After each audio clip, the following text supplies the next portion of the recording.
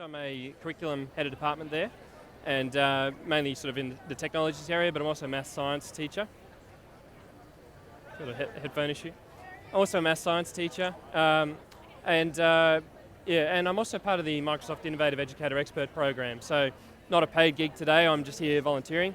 If you want to get involved in that program, I highly encourage it. Just really great community of really innovative educators who all want to make learning better, and with a bit of help from these guys, that work for Microsoft, and really, really great stuff. So today we're talking about working together with Office Online. And so I thought I might start just by demystifying that a little bit. So there's sort of, at the moment, you can kind of experience the Office suite in three ways. The first being sort of the desktop Office 2019 or maybe 2016, probably I'm thinking for a lot of people I'm looking at here, if you've not moved up to 2019. That's basically a one-off purchase license. It's downloaded on your laptop once, and you don't really get many updates or feature updates until you pay for it again in 3 years' time or something like that.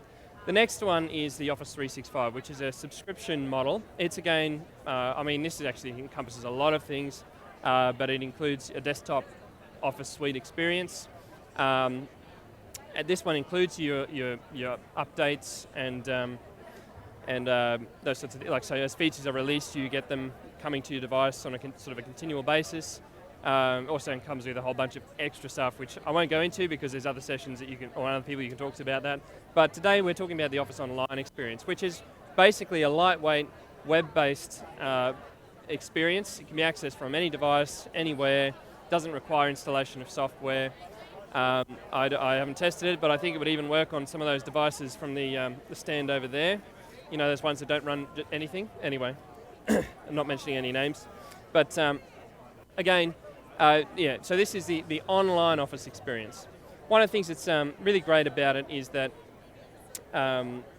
it also forms a large part of what students will experience within Microsoft Teams. Again, I won't go into that in my session, but if you are interested in using Teams, check it out. It's a really great tool, and all of the Office Online experience is kind of embedded within Teams as well, and just makes it a really seamless experience for the students. One of the things I'm noticing more and more talking to other schools is that it's becoming almost the first port of call for a lot of students. They go to Office Online as their default. Perhaps one of the things that gets them there is the fact that all their files are automatically saved. You don't have this whole kind of, oh, did I save it or not? The Office 365 on desktop experience sort of does the same thing, but you've got to make sure you save it in the right place. So if you saved it onto just a local drive, it's not doing the auto-save thing necessarily, whereas, if it's on OneDrive, it's doing the auto-save thing. At least with Office, Online, it's saved. It's always saved. It's not, you don't have to worry about it. Anyway, so in this session, we will explore some of the best features of Office Online. To do this, we'll look at a kind of a semi-fictional environmental unit that students have completed. So just giving you a bit of context so you can see how it can be used for an educational purpose. I'm using the fictional experience because of I want to sort of protect the privacy of my own students, but I'm doing this kind of stuff in my own classroom on a very regular basis. So I'm not just pushing a product to you. This is real deal stuff.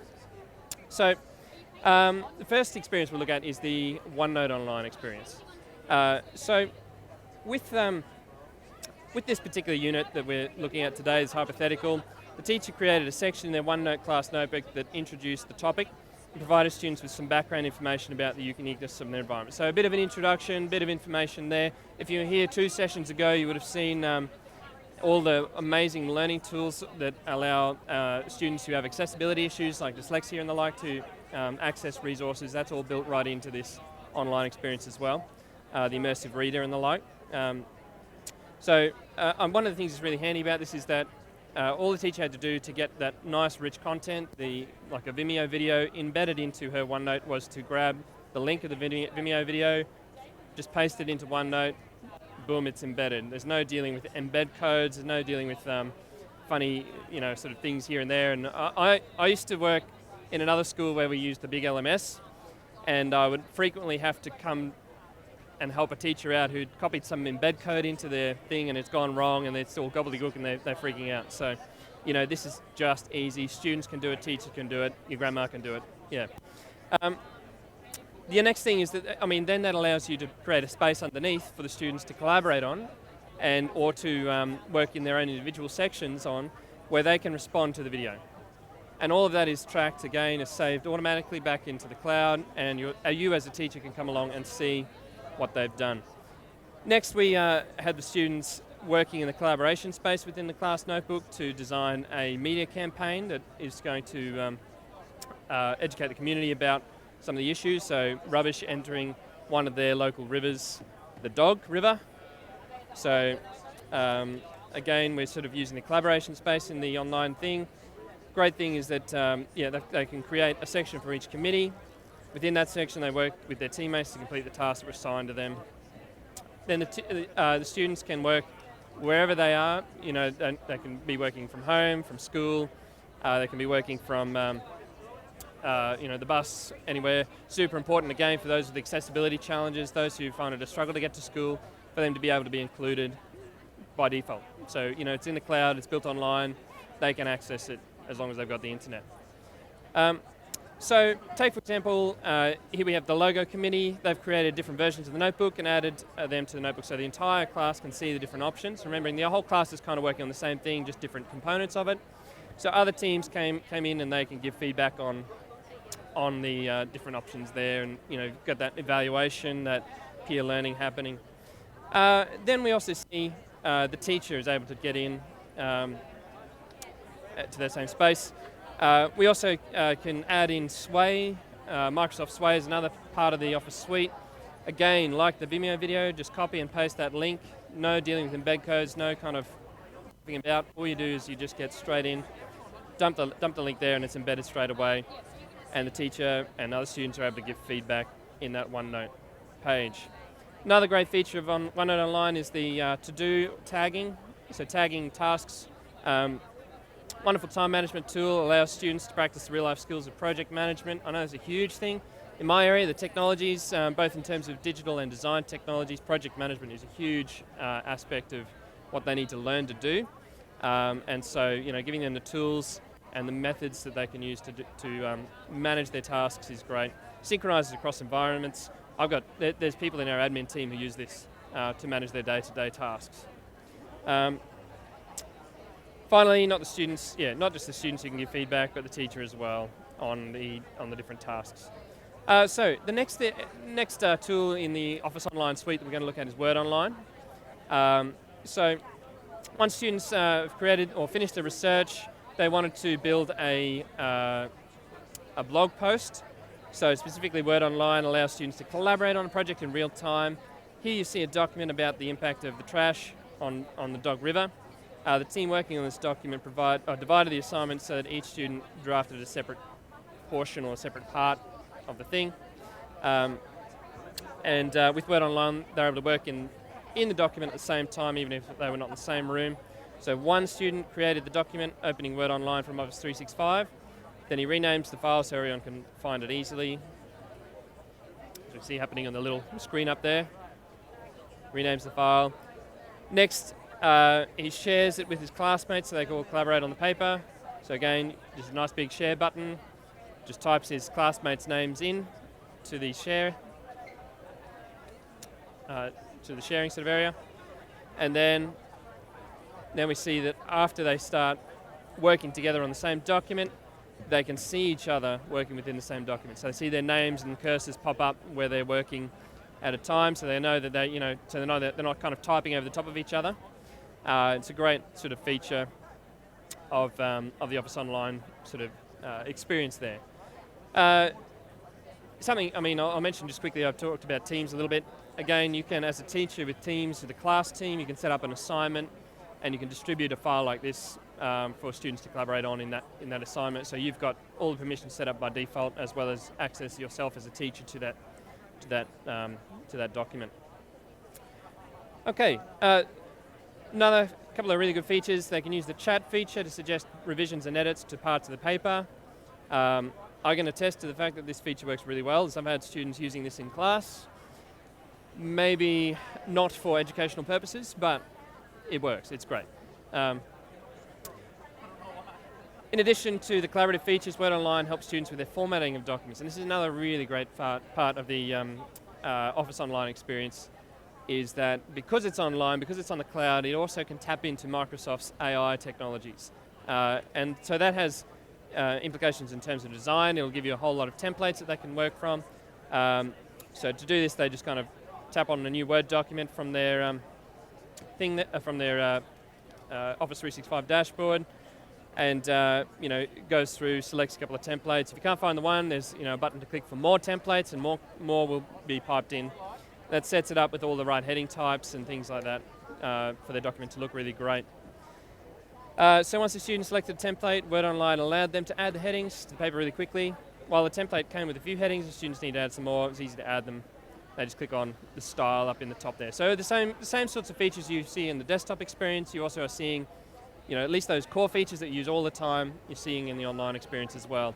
It's familiar, it's what they're used to, it's industry standard, they're work ready after this kind of stuff. They can walk into a workplace and they'll be able to go with what most of the world is using. Additionally, the editor is a virtual writing assistant. You may have heard of Grammarly. Similar kind of concept here. Again, using that AI-backed sort of stuff. So it is smart and reads the composition, and it can therefore identify not only simple misspelled words, but also words that might be homonyms that are used in the wrong context. So, the example being the word pair, P-A-I-R versus P-E-A-R, that sort of thing. It can kind of go, hang on, you've used the wrong type of word here. There, and there, that one as well. A great little tool. Next up, we're going to have a look at PowerPoint Online. If my clicker will work.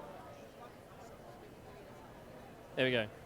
PowerPoint Online. So Word Online is not the only program that helps the students create beautiful work. PowerPoint Online allows students to create professional-looking presentations with little effort.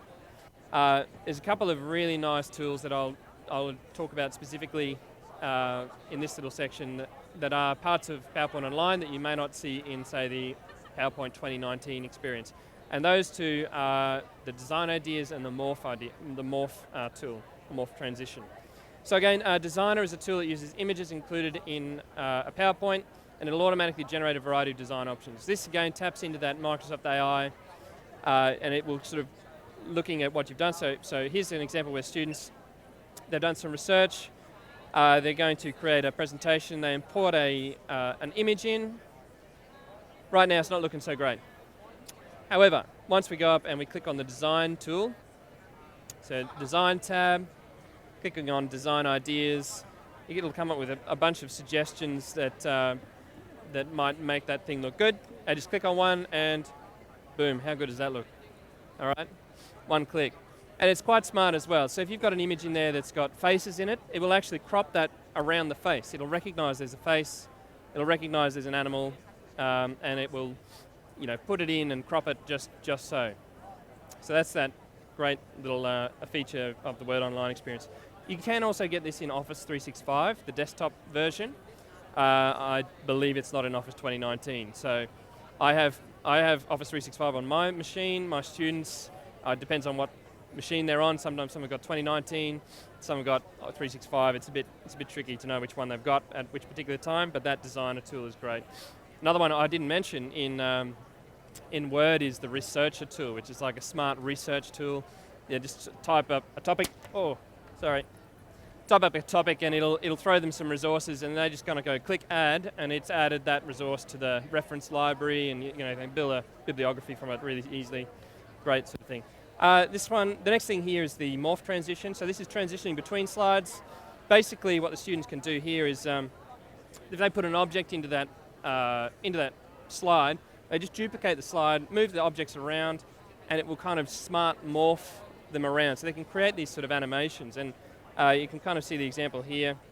They're adding the morph transition to each of these slides, and then we see in the final presentation, you'll see that little plastic wrapper kind of floating from one section to the next, to the next, to the next, and so on. So from each slide, you see that morphing occur.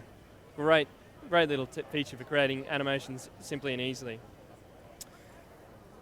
Okay, finally, we're going to have a look at Excel Online, just to sort of get close to the end. So Excel is great for helping students with their analytical skills.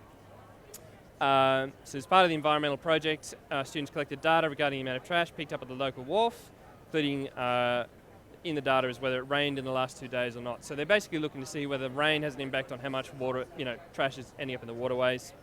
They've got a little chart here that kind of does seem to indicate that, but then they found this new chart in Office Online called the box and whisker chart, which gives you a much clearer picture.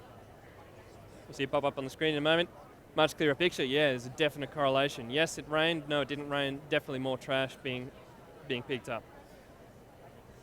The other thing that's great is this flash fill feature. So I don't know how many times you might have done this, but I've done this lots of times. I export a list of my students from my student information system, and I need to rearrange that data so I can upload it to another system to create accounts or something like that. And the names always come out the wrong way. So it's either I've got one column for first name, one column for last name, and I actually want a first name and a last name, like just a one name field or something like that. Or I need to generate an email address or something like that. So this is kind of basically the idea of flash fill is that, we'll just skip through. The flash fill feature allows you to kind of select, so in this case we select it, make it a table. We'll do that with the other table as well, sort it, get it ready to go. And essentially what you do is you type the first row as you want it to appear. So in this case they're actually wanting to combine a name and a donation amount into just one cell. So you just type it out how you want it to appear, use the flash fill feature, and using some smarts in there it kind of figures out how to fill the rest of that data out using the same pattern that you've done.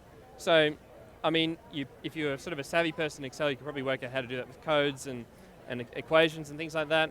But this is just a nice, simple little way that, if you want to just get some data real quick and you don't have to worry about, what was that concatenate command again or something like that, then it's a great little way to just make that happen. Was it the next slide where we actually do the flash fill. So there you see the, this is how I want it to appear.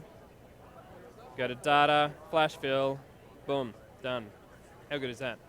How good is that? Okay. This is also coming to Excel Online soon. So not here yet, but this one's called Ideas. Similar to the design ideas in PowerPoint, this is a data visualization ideas in Excel. So you set your data up, you click on Ideas, and it gives you a bunch of different options for how you might want to collate or display that data. That's so handy. I mean, it's a day and age where understanding our students in terms of what their data is, telling us is so important. And you can't just look at a bunch of numbers and get that from just a bunch of numbers. You need to find a way to visualize that, and this uses those that Microsoft AI to figure out how to find the correlations and what visualizations might be interesting on that. So that's coming soon. Bonus. All of these features I've talked about, all these products I've talked about today, all include a tell me what to do function. And you just click on that, type, what do you want to do? I want to add a header. So add header, something like that. It'll take you to the right kind of information or a tutorial on how to do that. Another bonus, another great feature is the ability to tag others that you're working on a document with. So basically, you're working on a document, you're at a certain spot in that document, you want to add a comment. So we click on new comment, and now what you can do is you can type @ and start typing a name. It's going to tag them. It's going to send them an email and say, hey, so-and-so has tagged you in a comment for you to review. And in that email they click open, it'll take them straight to Office Online, right to that point where they need to review, and they can edit it in place, and it's done. That's such a great time-saving feature. I'm thinking about, I often have to do report comments. I get a big, long list of Word documents with all these report comments that I want to do, and if I want to, maybe it's the whole department that is in the one document, and I want one teacher in particular to fix one thing. Hey, tag at so-and-so. This is what I want you to do. And then they only have to click once, and they're right there, ready to go. That's a great little feature, again, of Office Online. So, in this session, we've talked about how we are able to create beautiful work, gain workforce experience using Office Online. And don't forget, Office Online is part of the Office 365 for Education package. which is pretty much free for students, teachers and staff. So, available almost universally.